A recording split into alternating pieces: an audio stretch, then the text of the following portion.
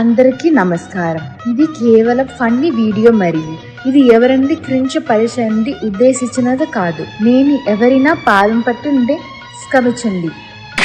Hello soldiers, ஒரு வழியா நம்ம புஷ்பா 2 வந்து ரிலீஸ் ஆயிடுச்சு. புஷ்பா 1 பாத்தீங்க அப்படின்னா காட்டு பத்தின படம். புஷ்பா 2 பாத்தீங்கன்னா காட்டு மொக்க படம். அது உண்மையா இருந்தாலும் எப்படி நீ கரெக்டா சொல்லலாம்? அதாவது என்ன சொல்றதே தெரியல. நான் வந்து பெருசா எதிர்பார்த்துட்டு போனேன். படம் பெருசா எனக்கு ஒர்க் அவுட் ஆகல. பட் ஆனா ரிவ்யூல பாத்தீங்கன்னா சில பேர் நல்லா சொல்லிருக்காங்க, சில பேர் மொக்க சொல்லிருக்காங்க. என்னன்னா படம் வேற மாதிரி இருக்குண்ணா. இது எதுக்கு மனு பஞ்சாயத்து போட்டுக்கிட்டு நான் நல்லா இருக்குன்னு சொல்ல போக சில பேர் மொக்கன்னு சொல்ல, நான் மொக்கன்னு சொல்ல போக பல பேர் நல்லா இருக்குன்னு சொல்ல, எதுக்கு வம்புன்னு தான் ரிவ்யூ படம் ரோஸ்ட் பண்ணாலும் வட்டேன். நம்ம யார் வம்புக்கும் போறது யார் தும்புக்கும் போறது இல்ல, நம்ம உண்டு நம்ம சோழி உண்டுன்னு போயிடுறது. படத்துல வந்து ரோஸ்ட் பண்றது கண்டென்ட் இருக்குது, அதே மாதிரி நல்ல விஷயங்களும் இருக்குது. நல்ல விஷயம் மூலம் சொல்லிட்டு நான் வந்து டேரக்டா ரோஸ்ட்டுக்கு போயிடுறேன். அது என்ன பண்ணீங்கன்னா வீடியோ லைக் பண்ணுங்க, சப்ஸ்கிரைப் பண்ணுங்க. ஓர பேச வீடியோ போயிடலாம். நான் கந்தசாமி, இந்த ஷோ கலாய் கந்தசாமி. படத்தில் பார்த்தீங்க அப்படின்னா கட்டாயத்துக்கு முன்னாடி நல்ல விஷயம் பார்க்க வேண்டியது பார்த்தீங்கன்னா படம் வந்து டெக்னிக்காக நல்லா இருக்குது. டெக்னிக்லாம் வந்து கேமரா ஒர்க்கு அதெல்லாம் பக்காவாக பண்ணியிருக்காங்க. அதேமாதிரி மேக்கப்பு, அதேமாதிரி வந்து நம்ம அல்லு அர்ஜுனோட ஆக்ஷனு எல்லாம் நல்லா தான் இருக்குது. அப்புறம் வந்து பாட்டு பேக்ரவுண்ட் மியூசிக் பக்காவாக பண்ணியிருக்காங்க, நல்லா இருக்கு. ஆனா கதை எதுன்னு தெரியுமா? அங்கதான் கோட் அவுட் ஆகிய முதல்ல அந்த முதல் சீனே வந்து பயங்கர கிரிஞ்சி. ஃபர்ஸ்ட் சீன் பாத்தீங்க அப்படின்னா அந்த சீன் எதுக்கு வந்துச்சு ஏன் வந்துச்சே தெரியல. நான் என்ன சொல்றேன்னா அந்த சீனுக்கு அப்புறம் நான் கண்டினியூஷன் வருமானு பார்த்தேன். அந்த சீன் எதுக்குன்னே தெரியல கடைசி வரைக்கும். அவனுக்கே தெரியாது. ஆர்பர் இருக்கும், ஆர்பர்ல ஒரு கண்டெய்னர் இருக்கும். கண்டெய்னர் ஓவர்லோட் ஆகி கீழே விழுந்து அதெல்லாம் செம்மரம் வந்து மூந்து கிடக்கும். அதை பார்த்து அங்கதான் டான் எக்குசாஸ் வந்துருவானுங்க. ஜப்பான்ல நடக்கும் கதை. ஜப்பான் எக்குசா வந்து எவன்டா இதுங்க பிடிச்சது கட்டைய, இது யாரா அனுப்பிச்சது பார்க்கும்போது அங்க ஒருத்தர் இருப்பான். அது யாரா பார்த்தா தலைவன் வந்து கிரில் சிக்கன் மாதிரி கால்ல கட்டி தலைவ தொங்க விட்டுருப்பாடுங்க. அங்குரும் தலைவன் வந்து கட்டை ஊத்துக்கிட்டு புஷ்பா என்ன ஃபிளவர் நினைச்சேடா பயிருடா தலைவன் வந்து பஞ்சலாக பேசிட்டு இருக்கியா. அதோட கொடுமைனா என்ன சொல்றது, ஜப்பான்காரனுங்க அவனுங்க வந்து தமிழ்ல பேசிட்டு இருப்பானுங்க. ஏய் நீ யாரா இப்ப தப்பிச்சு வந்தான் அவன் பேசிட்டு இருப்பானுங்க. இவர் என்ன பண்ணா ஜாப்பனீஸ் பேசிட்டு இருப்பாரு. இல்லை என்ன கிரிஞ்சுனா இருங்க, இப்போ நீங்கள் ஒருத்தர் இருக்கிறீங்க, இப்போ அந்த கையை கட்டி தங்க விட்டுருக்காங்க. ஏன் உரி அடிக்கணும்னு வச்சிங்களேன், உரி கட்டி தங்க விட்டுருங்க அடிக்க என்ன பண்ணுவீங்க? ஒன்று பெரிய கட்டையை தருவீங்க, இல்லை துப்பாக்கி தும்மு சுட்டுருவீங்க. அவனை வந்து தங்க விட்டுருக்கானுங்க. அந்த வில்ல வந்து புஷ்பா வந்துட்டான் போ தள்ளுறான்னுவானுங்க. இந்த பரேசியா குசா போயிலுங்க கொண்ட துப்பாக்கி சொன்னா கத்தி எடுத்து விளாண்டு இருப்பானுங்க. இதுவே வந்து லாஜிக் இல்லாத சீனா. இவர் ஒத்தால அங்க போயிட்டு எல்லா ஜப்பான்கான அச்சு போட்டு வரமா. அச்சு போட்டதுக்கு அப்புறம் அங்க இருக்கிற ஒருத்தனை தூக்கிட்டு தலைவன் திப்பு திப்பு திப்புன்னு ஏழை ஏறி வரமா. அதுவும் 40 நாள் சாப்பிடாம இருந்த ஒருத்தன். சரிங்க என்ன நீங்க எப்படி வந்து ஜாப்பனீஸ் பேசுறீங்க கேட்டா 30 நாள் ஜாப்பனீஸ் கத்துவது எப்படி புக்கு படிச்சேன்டா அப்படின்ட்டு. ஏயோ 30 நாள் இங்கிலீஷ் கத்துவது எப்படின்னு பல பேர் புக்கு போட்டுவேன். எவனுமே இங்கிலீஷ் பேச முடியல இந்த காலத்துல. ஜப்பான் பாஷை கத்துட்டு பேசுறாமா. பாஸ் எனக்கு கூட ஜப்பான் பாஷை தெரியும் பாஸ். எயிட்டருக்கு இப்படியா பாஸ் பல ஜப்பான் பாத்திருக்க உங்களுக்கு வேணுமா? என்ன மாதிரி படையாது நீ நினைக்கிற மாதிரிலாம் ஒண்ணு இல்ல. அப்புறங்கண்ணா வாங்க ஒருத்தர் சுட்டுருவான், புஷ்பா வந்து கீழே வந்துருவாரு. அங்க கட் பண்றானுங்க அந்த சீன். அதுக்கப்புறம் அது படத்துல எங்கேயுமே பிளேஸ்டே ஆகல. எதுக்கு இருந்தாலும் ஜப்பானுக்கு போனா, எதுக்கு ஜப்பான் இது வந்துச்சு, இதுக்கப்புறம் சுட்டுற கீழே வந்தாரு. அதுக்கப்புறம் என்னாச்சுன்ட்டு கடைசி வரையும் காட்டிக்கவே மாட்டாங்க. அது வெறும் டம்மி சீனா இருந்திருக்கும் அந்த படத்துல. டம்மி பாவா சீன் காட்டுறதுக்கு பல இது காட்டலாம். எதுக்கு இது சீன் சம்பந்தமே இல்லாம அதெல்லாம் இல்லப்பா. போஸ்டர்ல வர ஒரு கட்டணா கருத்து வச்சுக்கிற மாதிரி போட்டோ போட்டோம். அதுக்கு ஒரு சீன் எடுப்புமே எடுத்துட்டோம். என்ன பண்றது? நல்ல சவனா கிளம்பி போவோம். பொதுவாக யூடியூப்ல பிராங்க் கூட பார்த்துருப்பீங்க. பட் சினிமாவிலே பிராங்க் சீன் தான் பார்த்தா அந்த சீன் தான். இந்த சீனுக்கு சம்பந்தம் கிடையாது. ஆனால் வந்து சும்மா சீன் வச்சிருப்போம் பிராங்க் பண்றோம் அப்படின்ட்டு. பாஸ் இது கூட பரவாயில்ல, படம் ட்ரைலர்னு விட்டுருப்பாங்க. புளியே பார்த்து பயப்புதுன்னா அங்கே புஷ்பா வந்துட்டான்னு அர்த்தம் அப்படின்ட்டு விட்டுருப்பாங்க பாஸ். அதுக்கு பிறகு சம்மந்தமே இல்லை. அதான் உண்மைதான். அந்த ட்ரைலருக்கு படத்துக்குமே சுத்தமாக சம்மந்தமே கிடையாது. இல்லை வேற புஷ்பா செத்துட்டானா உசுரானால பதப்பதம் பண்ணிட்டு இருப்பாங்க ட்ரைலர்ல. சரி ஓகே என்ன விட்டுருங்க. போன படத்தில் இல்லாமல் தலைவன் வந்து ஒரு அடிப்படை ஒரு கூலி தொழிலாக இருந்து ஒரு மிகப்பெரிய டானா மாதிரி இருப்பார்ல, அந்த மாதிரி தான் டான் ஆகிட்டு இருப்பான். தனக்கு எல்லா படமும் இருக்கும்.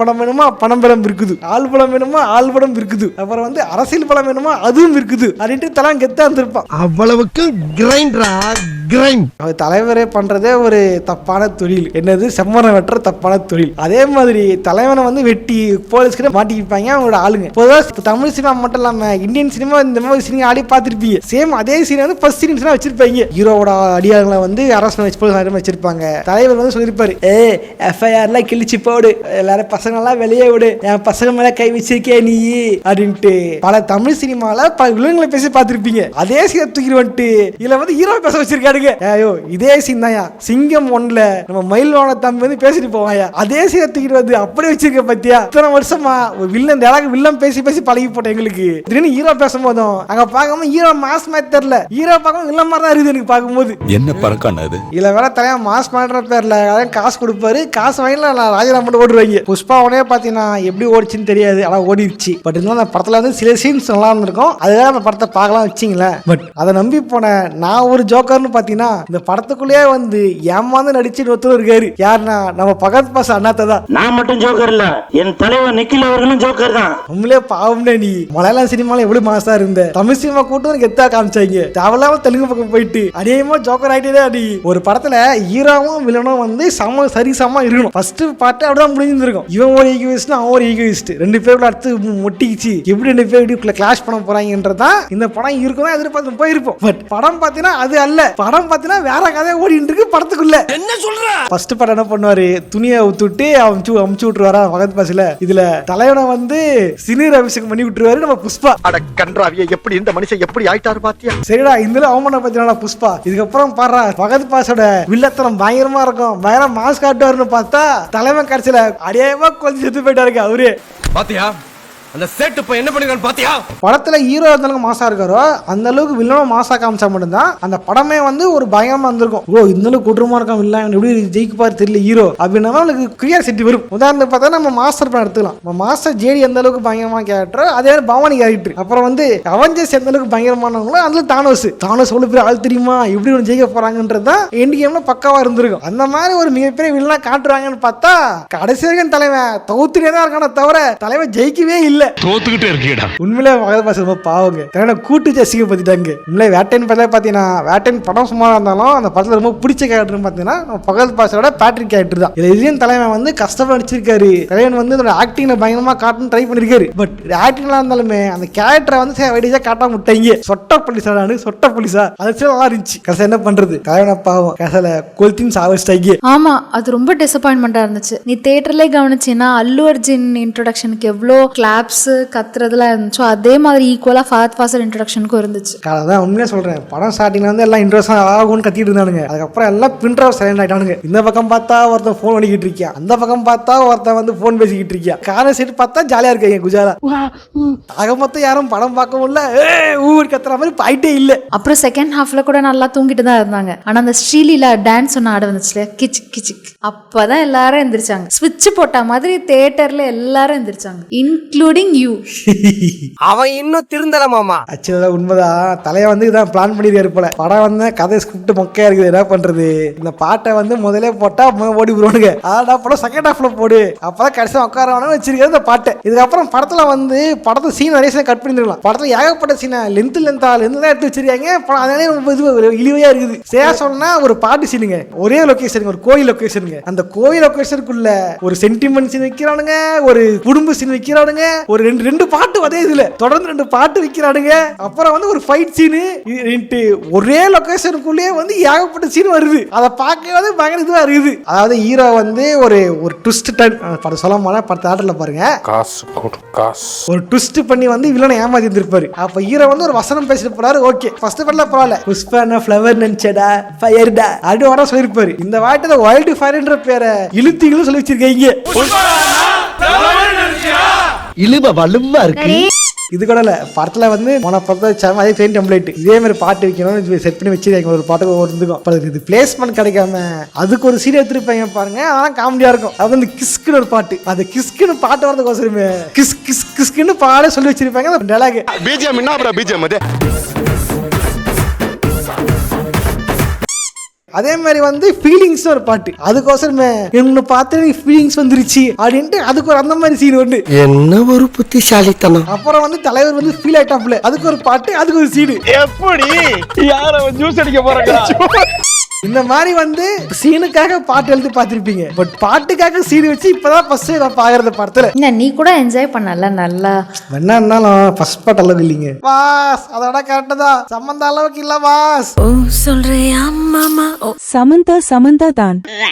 ஆக்சுவலி எனக்கு இந்த புஷ்பா படத்துல ரொம்ப பிடிச்சது வந்து ஒரு 4 saree. சாரியா? தீவாளி பச்சை சிங். அப்ப நீ படம் பார்க்க வரல, சாரிய பார்க்க தான் வந்திருக்க. இல்ல படம் பார்த்தேன். படத்துல ராஷ்மிகா கட்டின சாரில 4 saree ரொம்ப பிடிச்சது. ப்ளூ saree, இல்ல அந்த கிரீன் saree, அப்புறம் அந்த டார்க். அது வரைக்கும் கங்காவே அந்த மாதிரி ஒரு நிலையில நான் பார்த்ததே இல்லை. அவன் புஷ்பா கட்டின சாரி, அல்லு கட்ட வந்தாரு அந்த சாரி.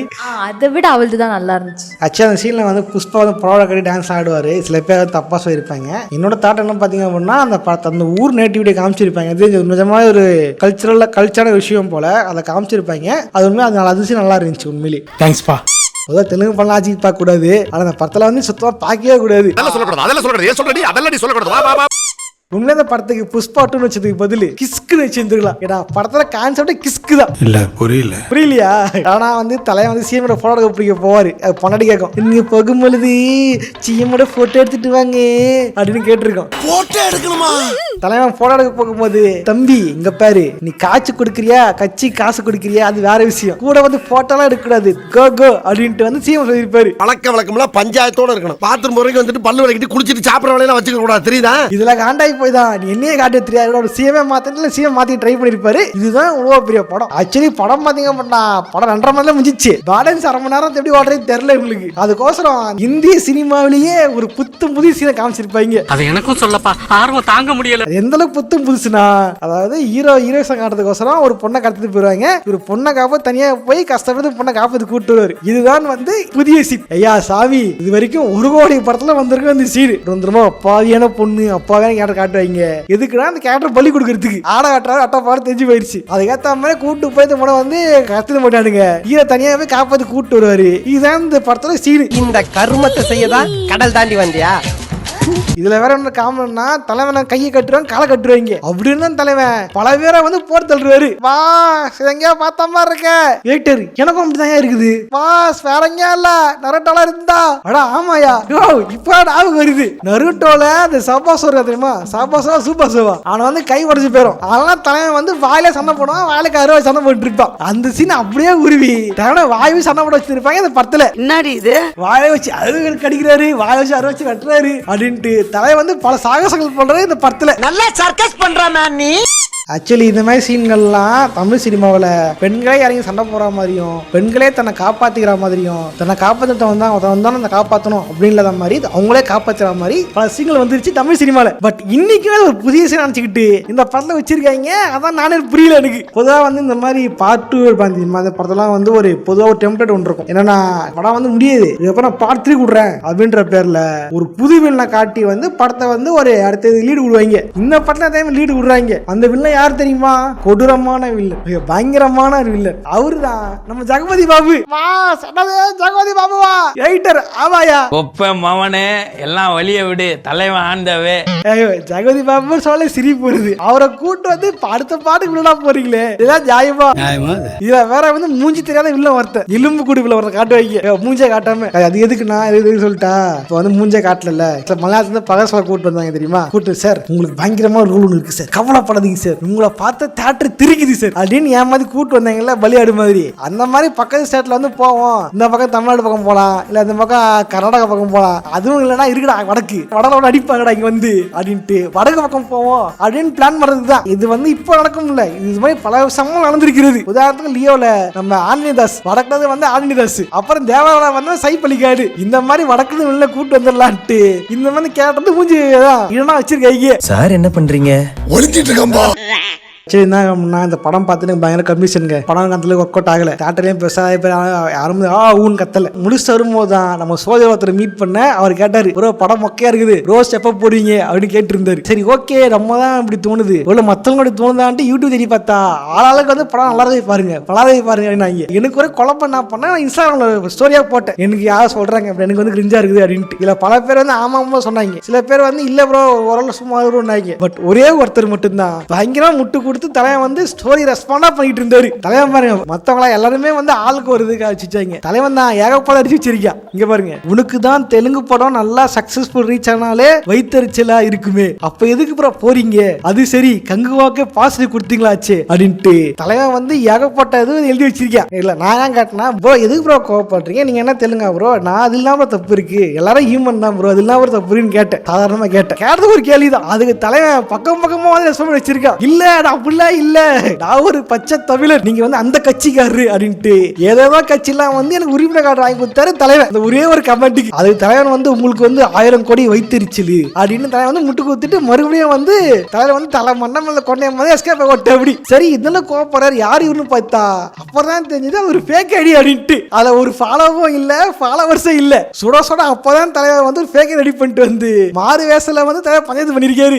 நான் சொல்றேன், எனக்கு வந்து தெலுங்கு படம் தமிழ் படம் இந்த வெஞ்சன்ஸ் இந்த ரேசிசம்லாம் எனக்கு கிடையாது. நான் வந்து யாரையும் நான் தப்பா போயிட்டு வெஞ்சன்ஸ் எல்லாம் ஒன்றும் பண்ணல. எனக்கு ஒரு படம் மொக்கன்னு படம் சொல்றேன், அது தமிழ் படமோ தெலுங்கு படமோ ஹிந்தி படமோ. என் சேனலை பார்த்தீங்கன்னா பல படம் கதை தான் கலாச்சிருப்பேன். நான் வந்து இதை பாகுபாடு இல்லாமல் என் தமிழ் படம் பல படம் கலாச்சிருக்கேன். ஸோ நம்ம கண்டென்ட் தான் பண்ணவே தவிர நான் வந்து இந்த மாதிரி ஒரு வெஞ்சன்ஸ் வச்சுட்டு ஒரு பீப்புள் திட்டுன்றது என்ன கிடையாது. ஏன்னா எல்லாருமே ஹியூமன்ஸ் தான், ஓகேவா? எல்லாரும் ஹியூமன்ஸா பாருங்க, எல்லாருமே ஹியூமன் பீங்ஸ் தான். இனம் என பிரிந்தது போதும், மனிதம் ஒன்றே தீர்வாகும். இனம் என்ன பிரிந்தது போதும், மதம் என்ன பிரிந்தது போதும், மனிதம் ஒன்றே தீர்வாகும். ஓகே சோல்ஜர்ஸ், நிறைய பட்சம் லைக் பண்ணுங்க, ஃப்ரெண்ட்ஸுக்கு ஷேர் பண்ணுங்க. இந்த வீடியோவில் பார்த்தீங்க அப்படின்னா நான் அந்த படத்தை வந்து கொஞ்சம் தான் கலாச்சிருப்பேன், ஏன்னா படம் ரிலீஸ் ஆயிருக்கு இல்லையா. படம் ஓட்டிட்டு வந்ததுக்கப்புறம் படத்தை வந்து ஃபுல் ரோஸ்ட்டாக பார்க்கலாம். ஓகே, படம் பார்த்தா முடிவு பண்ணால் அப்புறம் ரோஸாக போடணுன்ட்டு. பட் படம் ரிலீஸ் ஆன ஒன்றா படத்தை அடிக்கூடாது, அன்னைக்கே அடிக்கூடாதுனால தான் ஒரு நாள் கழிச்சு நான் வீடியோ போடுறேன். அதுக்காக நீங்கள் நான் பாராட்டணும். முதல் நாள் அடிச்சு படத்தை காலி பண்ணாம ஒரு படத்துக்கு வந்து ஒரு இது கொடுத்து டைம் எடுத்து கலாச்சிருக்கனே அப்படின்றதுக்காக. ஓகே சோல்ஜர்ஸ், இந்த படம் ஓட்டிட்டு வந்ததுக்கப்புறம் லென்த்தாக பார்க்கலாம். அப்புறம் வந்து போகிறவங்க சும்மா போதீங்க, லைக் பண்ணி சப்ஸ்கிரைப் பண்ணிட்டு போங்க. இதே மாதிரி என்ன படத்தை ஓட்டலாம் நினைக்கிறதையும் கால்மஸா கமெண்ட் பண்ணுங்க. நானும் இதே மாதிரியான இன்னொரு சுவாரஸ்யமான வீடியோவில் சந்திக்கிறேன். போடுறேன், பாய்.